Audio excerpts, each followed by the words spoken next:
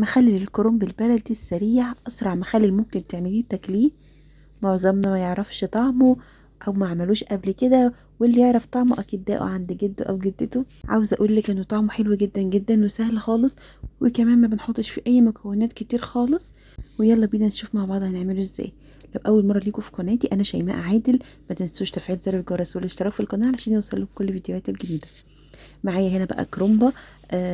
طبعا ممكن تبقي جايبه كرومبة للمحشي ويتبقى منك ورق، اعمليه تجيبي له كرومبة مخصوص اي حاجه.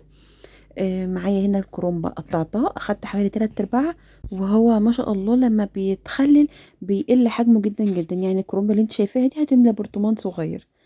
ببدأ اقطعه بقى. اهم حاجة القطع بتاعته ما تبقاش صغيرة قوي، لان هو بيكش خالص لما بينزل ميته الحجم بتاعه بيقل. وكل اللي انت شايفاه في الطبق ده هيبقى ربع الطبق كمان مش نصه.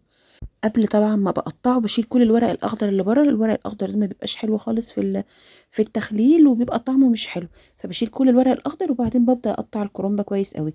واخدتها وغسلتها وصفيتها من الميه. وهبدا اكون الخلطه اللي هلف بيها الكرنبه بتاعتي. حطيت 3 معالق كبار من العصفر، عليهم 5 معالق كبار من الهريسه، وحوالي 4 معالق كبار من الملح، ومعلقه صغيره من السكر. ما تزوديش الملح للكرنب. الكرنب ما شاء الله اللهم بارك بينزل ميته، ما بيحتاجش ملح كتير. يعني ممكن تحطي ملح قد البيضه البلدي الصغيره، هيبقى كفايه قوي عليكي. ولو احتاج بعد كده ابقى حطي له، انما ما تزوديش الملح خالص. نزلت بكل الخليط ده على الكرنب، وحاولت اوزعه على الكرنب كله.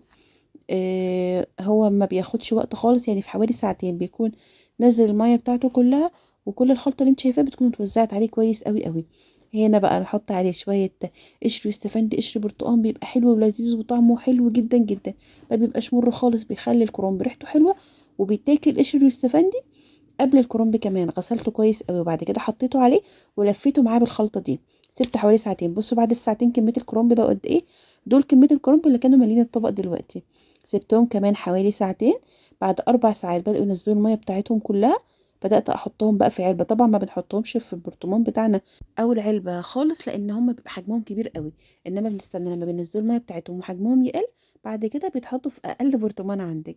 هنا أنا حطيتهم كلهم، وهبدأ أحط. ما بنحطش مية من بره خالص، هي المية بتاعته اللي بنستخدمها. مش بقولك أسرع وأسهل مخلل ممكن تعمليه؟ جربيه، طعمه حلو جدا وكمان صحي. بصوا ما شاء الله المية بتاعته حلوة ازاي ولونها حلو جدا. العصفر بيخليه طعمه حلو وروحه حلوة، وكمان بيقعد معاكي. انا عايزه اقولك انت بتعمليه بالليل، تاني يوم الصبح تاكلي منه طعمه حلو جدا.